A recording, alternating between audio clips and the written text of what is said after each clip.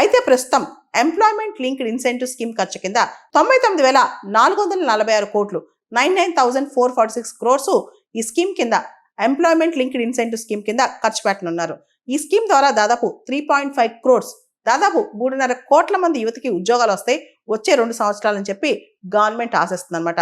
ఈ 3.5 క్రోర్స్ లో 1.92 క్రోర్స్ అంటే సగానికి పైగా ఫస్ట్ టైం ఎంప్లాయీస్ అంటే 9.12 క్రోర్స్ దాదాపు ఈ స్కీమ్ వల్ల ఫస్ట్ టైం జాబ్ మార్కెట్లోకి ఎంటర్ అయ్యి మంచి ఉద్యోగం సంపాదించుకోవచ్చంట.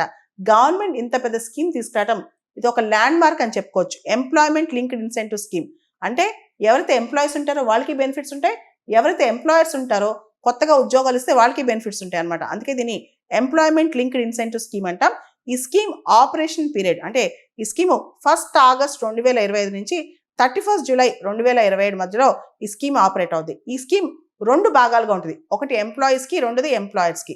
అంటే ఎవరైతే ఉద్యోగాలు అభ్యర్థిస్తూ ఉద్యోగాలు చేరతారో వాళ్ళకి స్కీమ్లో ఇన్సెంటివ్స్ ఉంటాయి, ఎవరైతే ఉద్యోగాలు సృష్టిస్తారో ఎంప్లాయర్స్కి ఈ స్కీమ్లో ఉంటాయి అనమాట.